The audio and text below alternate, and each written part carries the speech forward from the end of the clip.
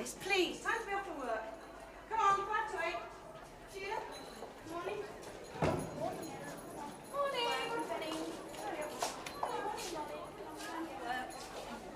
Come on, all.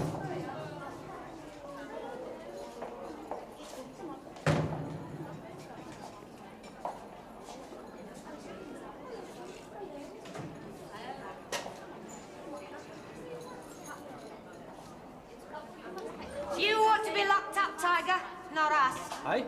Turning us birds on like that. Oh, shut your face, will you? That's enough, Janice. Come along, will you? Yes, miss. Okay, about the what's it, love? Come along, will you? Come along, hurry up. I don't know. Of course you do. If you're on to Janice. Come along, please. Come on. Come on, we haven't got all day. Janice Quinn and Irene Sugden have been fighting. Oh, Janice again? She denies it, of course, but you know what a liar she is. And Irene's certainly got a mark on her face, so I filled in an injury report. Have another word with them both. Dr. Mays has joined us this morning because he has a slight problem with Molly Carter. If you'll excuse my saying so, Governor, Molly's no problem. I only wish the others were as little trouble. Well, in Molly's case, a little more trouble would be healthier. Our aim isn't a group of apathetic zombies. No, Governor. Apart from the devoted attachment she's formed for our medical colleague here, she shows no interest in anything or anybody. Yeah, well, I'm afraid that it's not my undeniable charm to which she's attracted. It's rather the services that I represent. You see, when Molly first came in here, she was desperately in need of a complete health check. And she'd never seen the inside of a dentist's surgery. She'd never had her eyes tested, in spite of the fact that she suffers from severe headaches. As a matter of fact, the only medical attention she can remember having was the midwife who attended her confinement. Nevertheless, there was nothing seriously wrong with her. Oh, no, Miss Flaxen, no, nothing serious. She just put up for years with the kind of thing that sends most people rushing to the GP. And she'd put up with it because she didn't want to waste the doctor's time. She didn't think she was important enough to bother him. And now she bothers you every other day. No, not bother. No, I'm not worried about it in that sense of the word. And anyway, most of the things she comes to see me about now are trivial. I mean, yesterday it was just a sore toe. But I'm concerned about a wider implication. You see, for the first time, that woman is aware that she has a body and that it matters.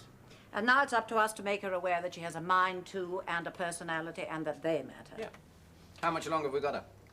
Till the end of January. She's got 6 months with a suspended sentence running concurrent. No loss of remission so far.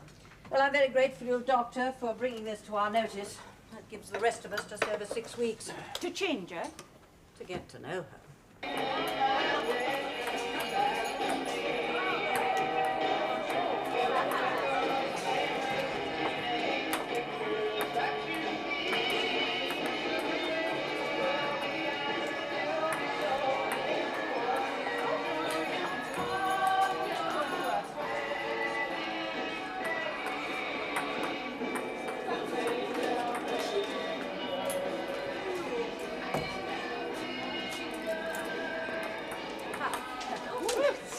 Good afternoon, Ellen. Good afternoon, ma'am. I hear your husband came to see you on Saturday. How'd it go? I think the lousy pig's behaving himself. I told him I'd tie a knot in it if he ain't. Rhoda? Molly? Afternoon, madam. From the family?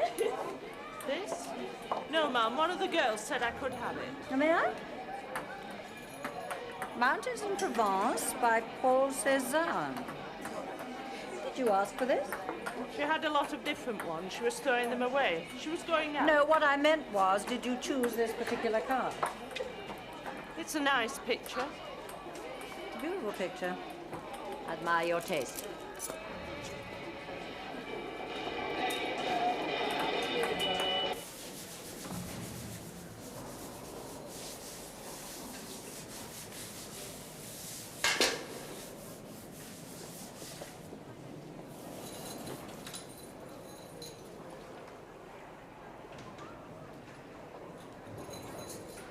Oi! You dropped a fag. Oh.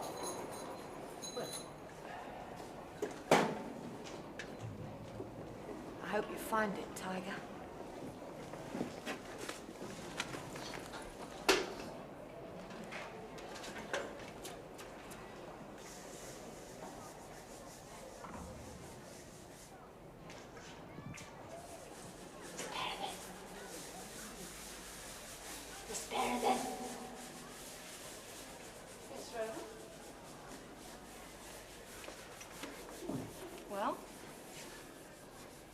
ask you something, miss? What is it this time? What happens to people what break the rules? Depends. Which particular rules had you in mind? Say someone's sneaking a letter out for one of the women, miss. Well, if they're on the staff, they're liable to instant dismissal. Rhoda, you know that perfectly well. I just wanted to make sure, miss. Oh, hey, did I tell you about the tablecloth? Yes. Miss Flowers is letting me enter it for the prize. Yes, I know. Why did you want to know about letters? Oh, like I said, miss.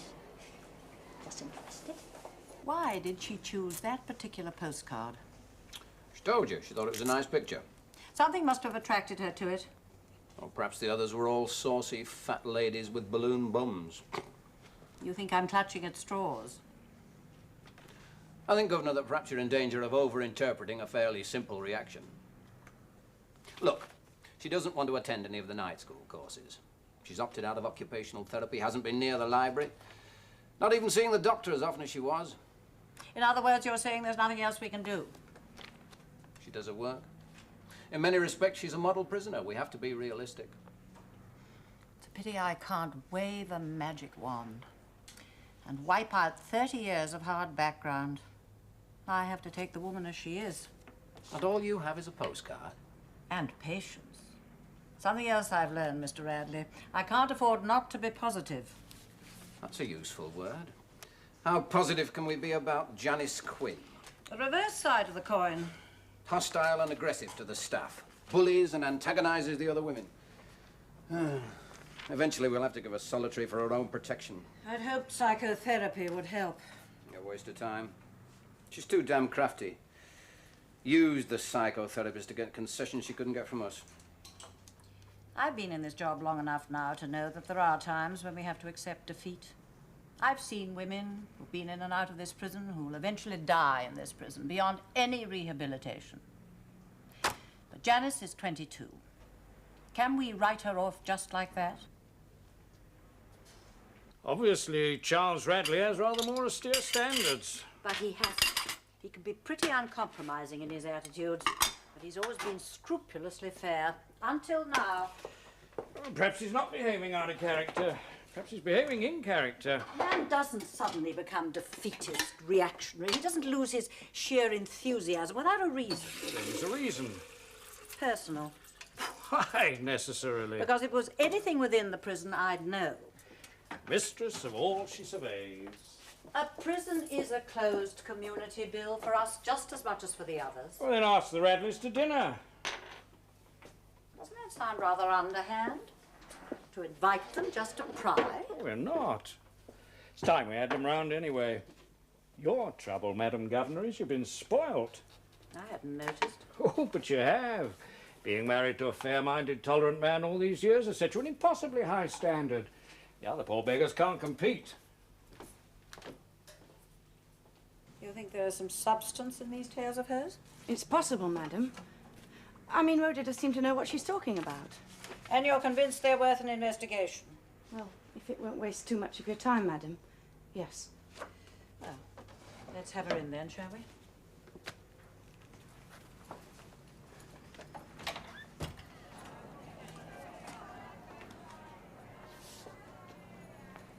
Good morning, Mrs. Boswell. Now, Rhoda, Miss Berriman tells me that you say that there are some drugs in one of the women's rooms. That's right, madam. What sort of drugs? I've no idea. I don't involve myself in that sort of filth. Very well. Will you please tell me whose room? Oh, I couldn't grasp, madam. Couldn't you? I gather you've also spoken of a woman who's got a considerable amount of money hidden on her. A fiver at least she must have. She keeps it in her knickers. Who does? You realise that these are very serious charges, that if you are not prepared to substantiate them by giving me full details, there's really no point in you wasting my time nor that of my staff. Thank you, madam. It was very good of you to see me, madam. Oh, I do like the new curtains.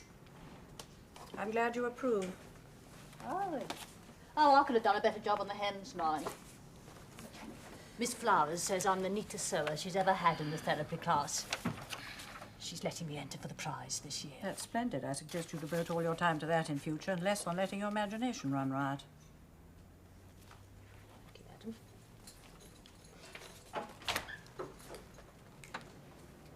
madam. Thank you, madam. Good morning.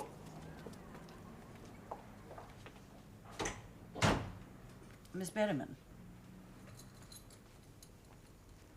In a prison of this size, there's always a great deal of gossip and rumour-mongering. But we must learn to sort out fantasy from fact. Yes, madam.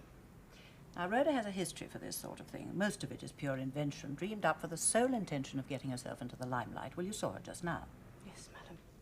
Now, there's a very thin line between encouraging gratuitous tale-telling and missing an item of importance. And that's something that's not covered by any rule book. It's an instinct that we must all learn to develop. I understand, madam.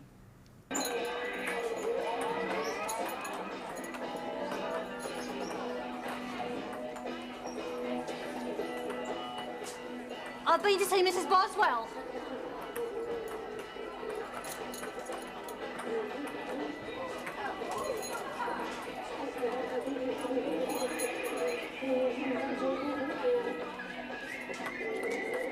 Asked to see me special, she did.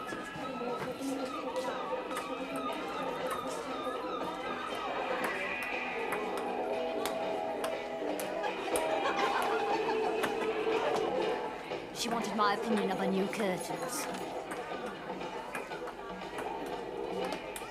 Do you do sewing? I did have a machine. I don't now. I don't mean by machine. I mean by hand. Embroidery.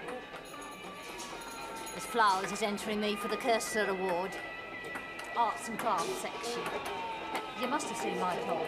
I don't go to therapy. Oh, Miss, come, I'll show you my cloth. A work of art, Miss Flowers. Shut up about that bloody thing, will you?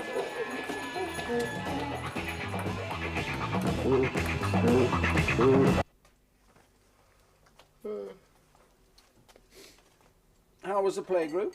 Exhausting. Quite fun. What on earth's this? Our new wallpaper? Potato art. Oh. Caroline did it. It's a present for Auntie Beth. That was kind. You must be joking.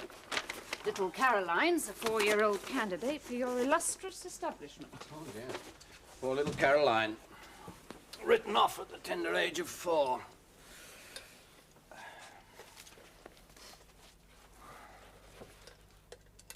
I was politely carpeted for doing that yesterday.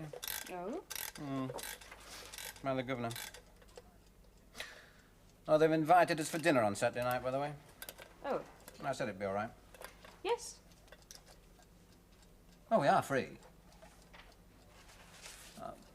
Claire and Philip. It was last Thursday. Oh, well, I did tell you it was impossible Yes, for me of that course. night. Besides, this is your career, business. They were just my friends. Don't give a damn about my career. Not like that. I know. You go on as though I was some kind of supercharged, ambitious monster. Well, I wish you were. At least there'd be some point. There is a point, Beth. But you don't want to understand.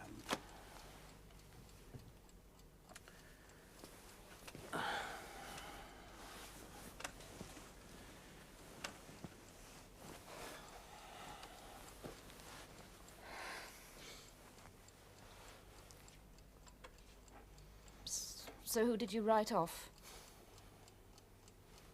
Huh? Well, you said you'd been carpeted. Oh, it was rather more subtle than that. Mrs. Boswell didn't actually say. She implied that I was giving up on one of our more difficult inmates. Doesn't sound like the Charles Radley I know used to love. What was the case? Oh, it doesn't matter. No, I'm interested. Are you?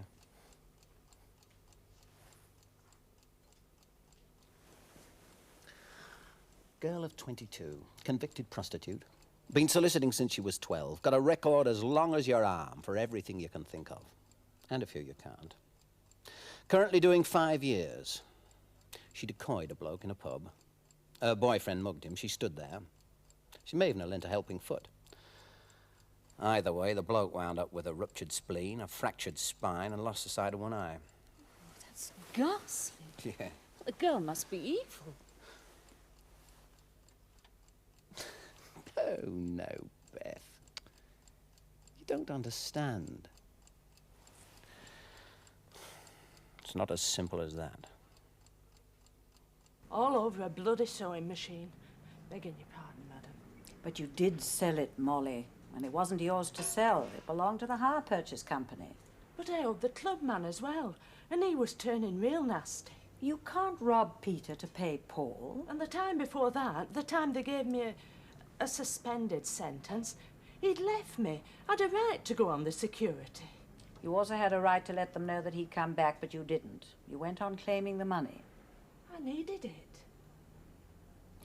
You've got 3 children, all working?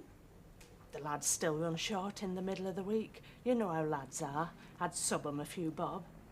How about your daughter? She's 19 now, Sheila, and a lovely girl. They all comment. She's a real fashion plate.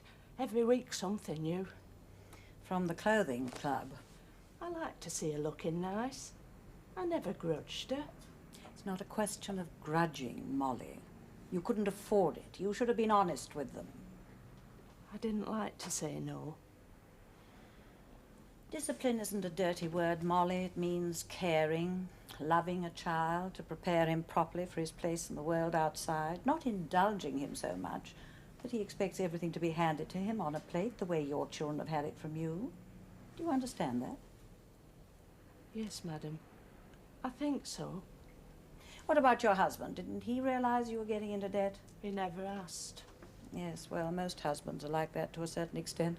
But if we simply can't cope, it's up to us to tell them, isn't it? I suppose. Molly, you've been here almost 3 months. And this is the first time that you've made a private application to see me. I'm sorry, madam. I'm delighted. What? Yes. And joining the occupational therapy group, I think, is a splendid idea. I only wish you'd done it before. Didn't seem no point. Why do you say that? Well, they teach you things there. I'm getting on. I'm nearly 50. Your children have grown up now, and you've got a whole new life of your own to lead. I can't think of a better time for you to learn new things. It had something to do with what you said about that postcard. Why, you changed your mind? There were dozens of them, but I picked that one. Not because he was a famous artist. Cézanne. What? Cézanne. Never even heard of him. I just liked it. But it was that I'd chose something, decided, not for the house or the kids, for me.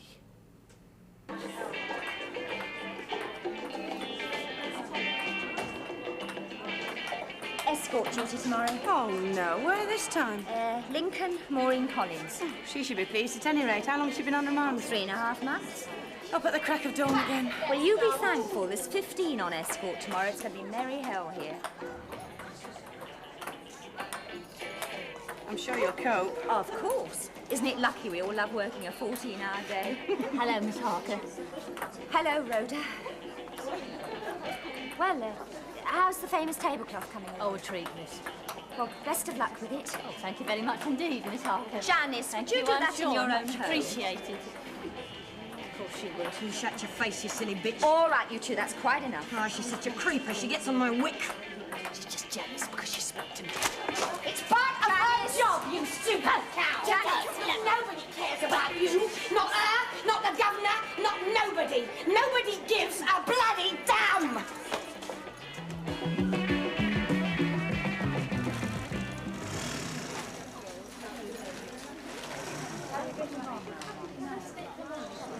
everything, yes. We'll find you some more if you finish off all that.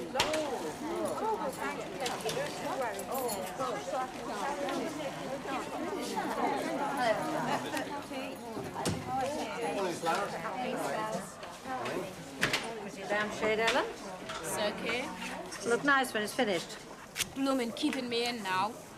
Yes, I know your appeal's been turned down, but I did warn you not to be too optimistic. What's he getting up to while I'm stuck in here, though? Who's he going out with for? I'll speak to welfare. What can she do? Have him doctored? All right, Ellen, calm down. We'll talk about it later. I'm sure you're worrying about nothing. Come on.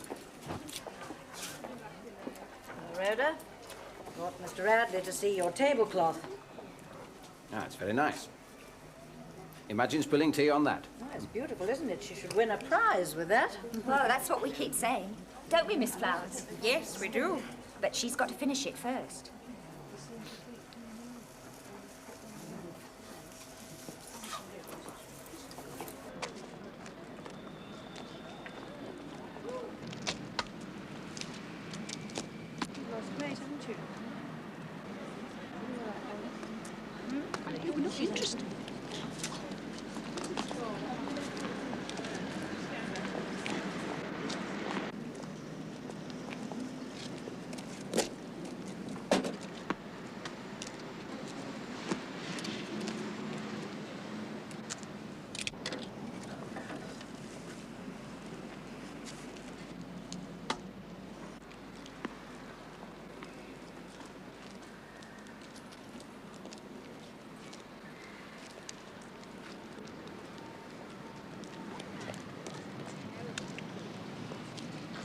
Well, where is it then? I can't. Can't? You know I daren't. I'd lose my job. You've taken 3 letters out for me already, mate. And I can prove it. They get to hear about that, you've lost your lousy job anyway. How would they hear about it? Guess. Well, they do you too. What could they do they haven't done already? I'm here anyway, Tiger. I've got nothing to lose. Come along, everybody. Time's up. Exercise over. Come along. Come along. And you two. OK. I'll do it tonight. Good lad. I knew you'd not let your Auntie Janice down. It's Molly Carter's husband, Governor. He insists on seeing you. What about? Oh, he wouldn't tell me. They had a visit, then he came storming out demanding to see that one in charge. I see. The officer sent for me. I told him he'd have to make an appointment, but he'd no listen. Well, I better see him then, hadn't I? Oh, you ought to make a proper appointment. Well, I happen to be here, so I might as well find out what the problem is, don't you think? Aye, of course.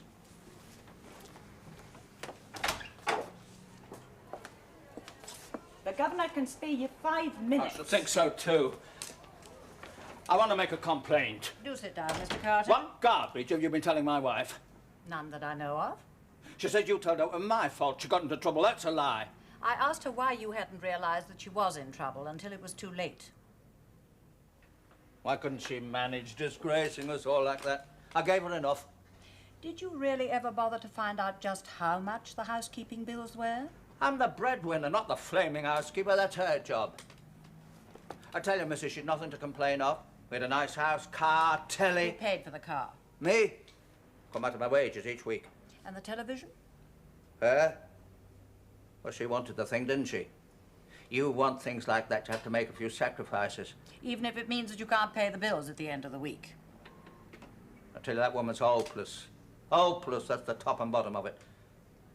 She's brought up 3 very fine children. The welfare officer tells me that your home is spick and span, extremely comfortable. I don't exactly call that hopeless. Aye, well, that were all that interested her, weren't it? Cooking and cleaning and that. Did you ever ask her? Ask her what? If she was interested in anything else. Did you ever take her out, for instance? Where to? Well, wherever you went. You have a car. I presume you went out in it sometimes. Well, of course I went out. You can't just sit in the house every night. Well, then, did you ask her to go with you? She'd only have said the same thing. What was that? That she'd nothing to wear.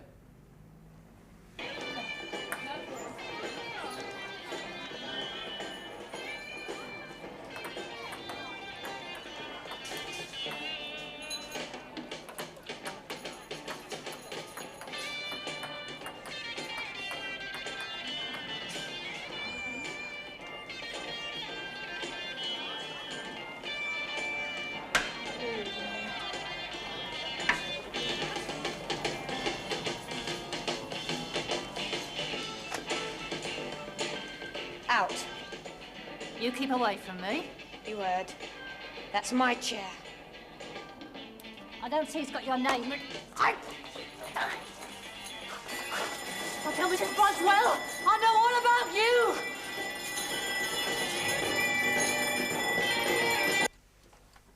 Which suit are you wearing? What? Suit. That shouldn't take too long to decide. The blue or the grey? Blue one, then. It used to make you look rather distinguished. Used to? You still do. The suit doesn't. It's time you got a new one. We could go and have a look round next weekend. Why? Nothing wrong with this. Besides, there are more important problems on my mind than buying a new suit. Problems. It's your favourite word. A nice outfit. New? Yes, it is. And yes, it is. There is a world outside Stone Park, Charles. I'm not arguing. There are other things in life besides refereeing 2 hellcats clawing each other's eyes out. They didn't, I told you. The other women saw to that. I don't like trouble. I thought they'd enjoy it, good old Barney. Blokes in prison do. Anything to relieve the monotony. Prisons don't have a monopoly on monotony. And you try saying that after a couple of gins. We're going out tonight. Yes, that's true, to dinner with your boss. If you didn't want to go, you should have said so. Why, what would you have done? Made an excuse? I'd have had to. I could have supplied you with a few. I've built up a whole repertoire of believable lies for us not turning up over the years. Oh, it's not been as bad as that. No, but it's beginning to get worse than that. Oh, the men have jobs which aren't 9 to 5. Or a mistress. I could compete with that. How do you compete with 200 inadequate women? We'd better call it off. Do I have to go whoring or half-blind a man to qualify for some of your compassion? I'll phone them. Why? The Boswells are expecting us. And you aren't a man who lets people down. Are you, Charles? Night, Queen. Finish with your book now. Night, Mary. Night, Jane. I'll tell you tomorrow morning. Cleo, into your bed now. Good night. Night, Rhoda. Yeah, what about a kiss, darling? I'll give you more than that. Oh. Right, girls, that's it. Let's quieten down now. Good night. I absolutely adore airports. You wouldn't if you to spend as much time in them as I do, Mrs. Radley. Oh, but yes, all those people rushing off to exotic places. Birmingham, Newcastle, Dusseldorf. I'm afraid Beth doesn't enjoy being disillusioned, Mr. Boswell. She prefers to think of you jetting off to Acapulco. I prefer to think of me jetting off to Acapulco. Don't you ever wish you could go with him? To Dusseldorf? Sometimes. I would. Anywhere. A romantic. A sybarite. Take it from me, Mrs. Radley. All a commuting businessman ever sees of glamorous foreign parts are the insides of taxis, conference rooms and hotels. Super. Sybarites love hotels. Elegant, lush, blissful. Anonymous, functional, lonely. Ah, now there's a word I recognise. Tell me, Mrs. Boswell, is that why you took up prison work? Because your husband's away so much? Well, I didn't exactly take it up instead of knitting, if that's what you mean. Couldn't have. She's a lousy knitter. Did you feel you had a vocation? Oh, Charles has, hadn't you, darling? That's fine. A vocation. Oh, it's just a job we sometimes feel we can do reasonably well, and often know we can't. I think outsiders like us have to accept it's a way of life, Mrs. Radley. They have their own mistake. We're wiser not to pry. Do you ever get the chance? I don't. To pry? To question, criticise. My wife has her own opinions on how the prison service should be run. Well, I'd be surprised if she hadn't. I mean, why do you allow them to wear their own clothes, for instance? I think that's ridiculous. Oh, no. Do we want to go into this just now? You don't mind, do you, Mr. Boswell? Oh, I'm used to it. I did say it's a way of life. They use makeup. They go to night school. It's really more like a holiday camp than a place of punishment. To be deprived of freedom is in itself a tremendous loss, Mrs. Radley, especially for a woman. Women don't take too kindly to discipline. Well, they wouldn't be there if they hadn't broken the law, would they? Beth won't be happy till they bring back the rack and the thumbscrews. Don't be absurd, Charles. It's just that I don't see how going to the other extreme and pampering them acts as any kind of deterrent. Prison's no joyride, I can assure you. There's no privacy, no locks on the loose, unpleasant duties to be performed. But informed help can still be the most effective deterrent. Teaching them to make cuddly toys? If that's the therapy they need, yes. Being in prison gives a woman time to think about what went wrong. We have a woman at the moment. No prison record until she was 48. Unfulfilled. She became obsessed about her children. She indulged them. Then they grew up. They didn't need her anymore, except for money. What about her husband? Oh, they can't talk to each other. For him, she's just part of the furniture. Sounds like every husband I've ever met. More coffee, anyone?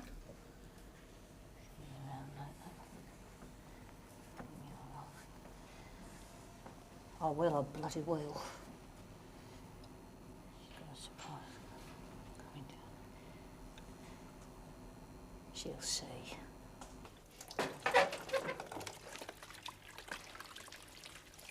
Oh, that was a super meal, Mrs. Boswell. Thank you. I'd love the recipe for that mousse thing. You'll have to ask Bill for that. I think it's one of the things he brought back from Dusseldorf.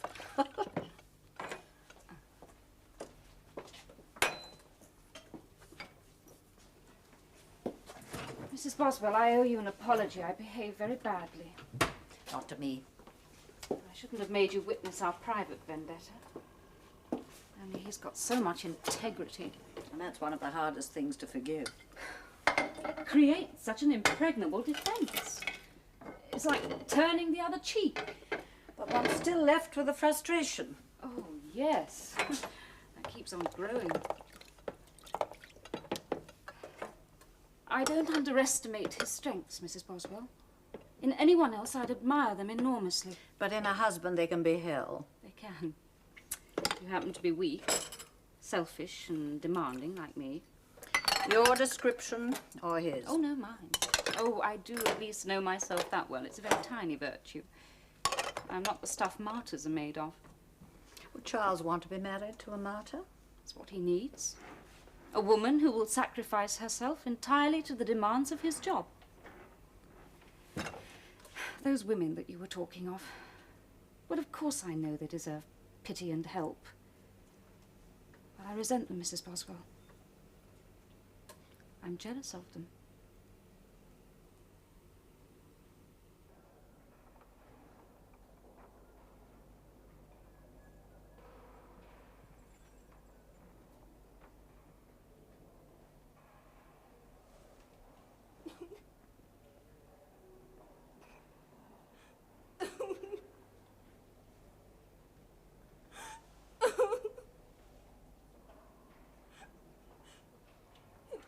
Go with other women.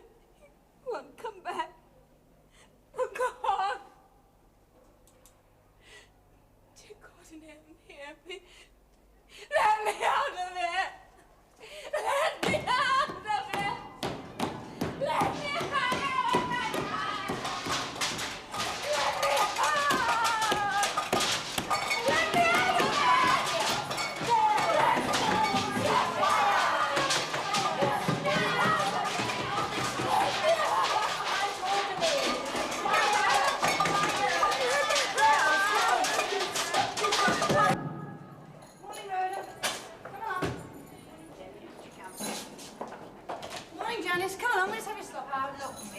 Get any sleep last night, right? Oh, Janice, you've got to come sometime. You might as well do it now. Come on, please.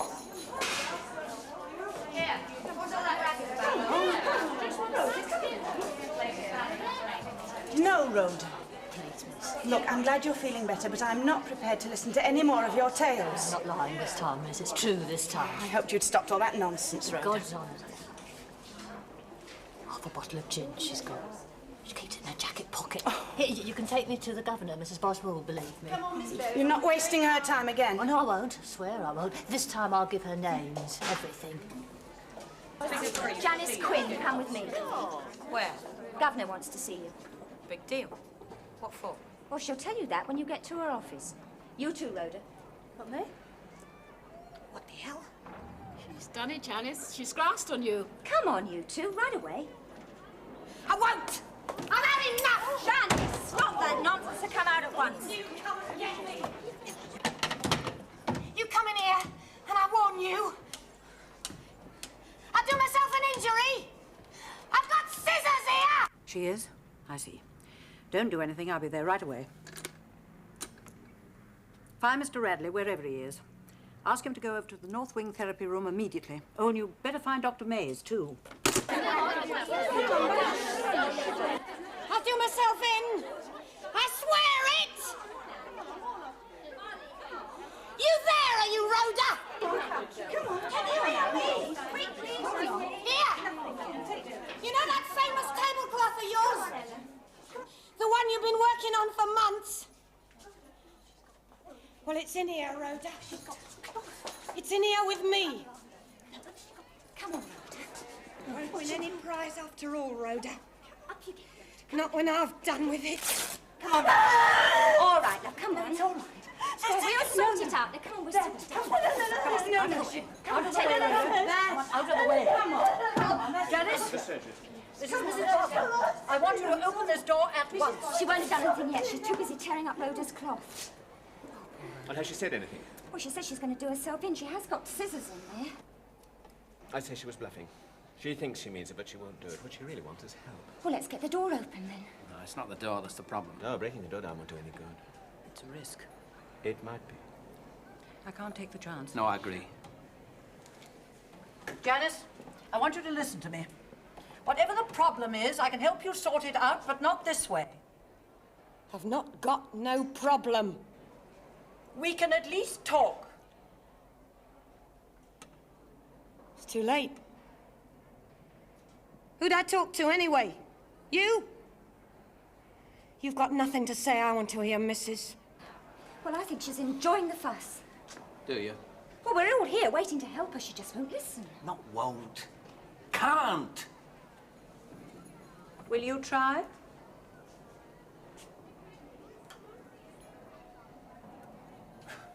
I'll try.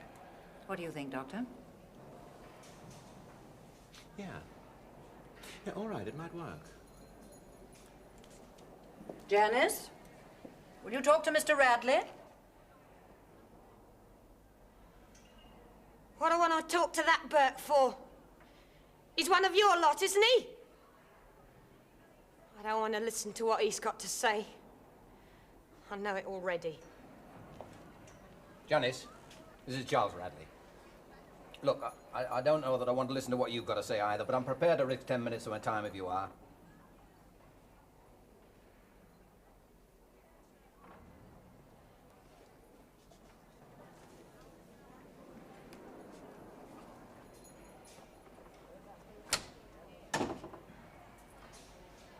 Only him.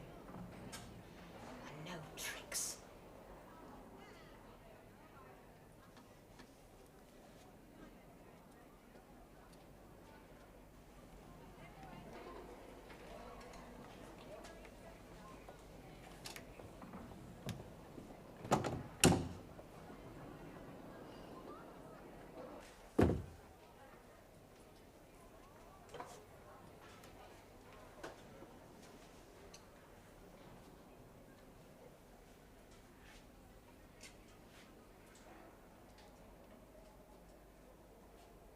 Well, crafty madam, then.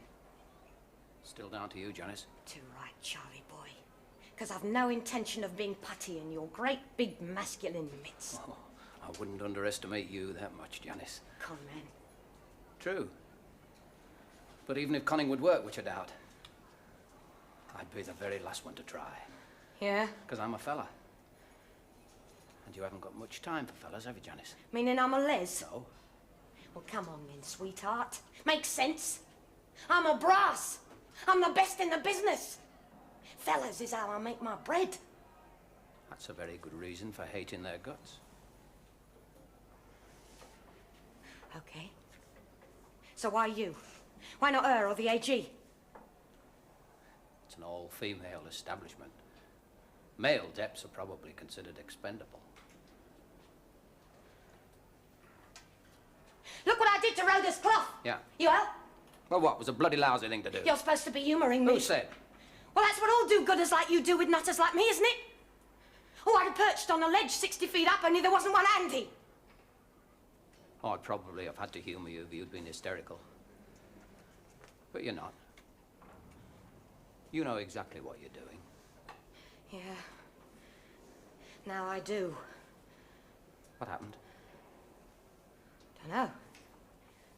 They said Governor wants you, Quinn. I suppose it was over the booze. Oh, I don't give a monkeys about that. I mean, what could they have done? Loss of pay? Loss of privilege? Loss of remission? I've had the lot anyway. You just got choked. Right. It's like you go on. Taking it. And bloody taking it.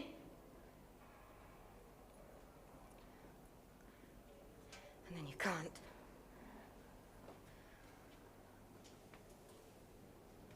So you shut yourself up in a room and threatened to commit suicide? So it's you taking the action. It's like you said. Even if it is only for 5 minutes, it gives you a lift.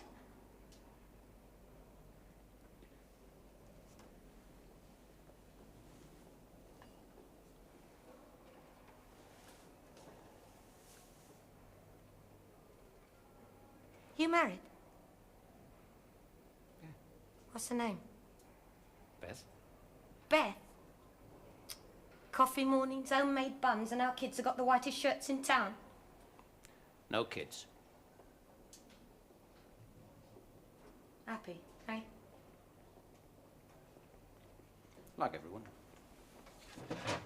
Sometimes. Oh, it's a mug's game. Marriage? Doesn't make you any less on your own. There's still only you there inside your skull. I suppose it's having someone to share things with. Do me a favour, will you? Like share what? Loneliness? How? Talk? People don't talk. They just swap words. It's a big con. It's the system. Then fight the system. Yeah? What with? All the weapons you've used against us here.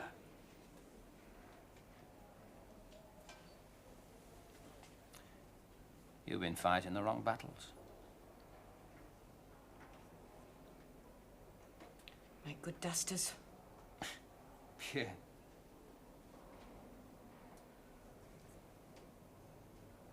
Oh, I get so tired of it.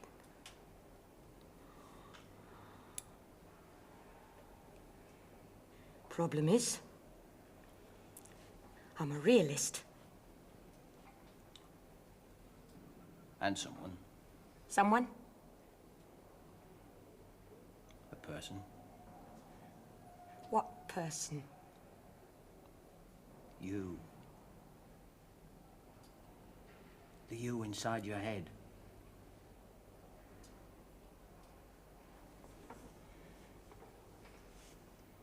Yeah? So who knows that? Eh?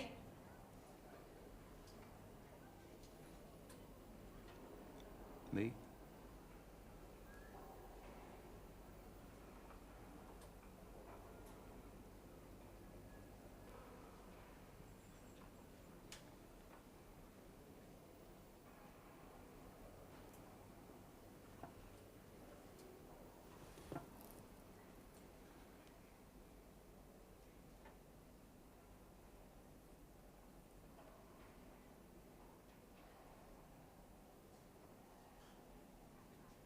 It's a pattern I've seen before in approved schools amongst the young, but seldom so intensive. I suppose her intelligence makes it even worse. Ever since she was a child, she's never known any security. Her whole life has been one long succession of uncles, picking her up one minute, dropping her the next. You were probably the first man in her entire life to pay any attention to her as a person. I wasn't too aware of that at the time. If Liza Minnelli had been in there doing a full bit, I doubt if I'd have noticed. I was too busy keeping an eye on those damn scissors. Oh, by the way, Gary Lennox is cuffed and is being dealt with. Oh, good. I thought you said you had at least another couple of hours' work. Decided enough's enough for one night. Tired? Tired? No more than usual. Which means that you're tired. Exhausted would be a better word. Admitting it, too. Peter Pan is growing up. Just older. Got involved in a situation today. A girl. Her isolation was so... Shut herself up in a room. Threatened to commit suicide. And? Oh, that's all. How old? 22. God, she's got time. Never enough time. When she was 12 years old, it was already too late. Who is she? Oh, just a woman. The mugger's girlfriend. That one. That one. Now I understand. Couldn't wait until you found a reason, could you? Something to justify her, something you could pity. Just being plain evil, bad. That's no use to you because you need to be needed. Don't you? It's the first time you've ever asked me that. Who's in the melon? I'm just coming there. What are you doing?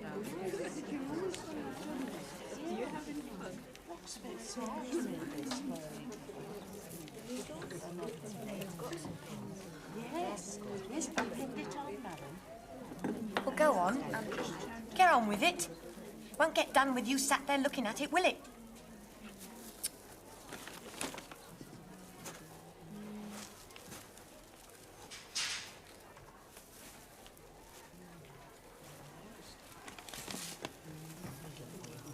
I can just hear him. Every time we have a bust-up, he'll chuck it in my face. Jailbird. Does it matter, Molly? How do you mean? Yes, he'll probably say that. And what will you say? What you said in the past? Was it drink? Going out without you? Did you accuse him of having other women, being a bad father? We wives fling all these things at our husbands and more. But Molly, you have been in prison, and you've coped. And believe me, if you can cope with that, you can cope with anything that you may have to face outside. But he's my husband. And you're his wife, but you're also Molly Carter, and it's up to you to decide. That's right. Feeling a little bit better? Yes, much better, thank you, madam. Not quite so worried? Well, of course I'm worried, but I'll cope. God knows how, but I bloody will. Oh, begging your pardon, madam.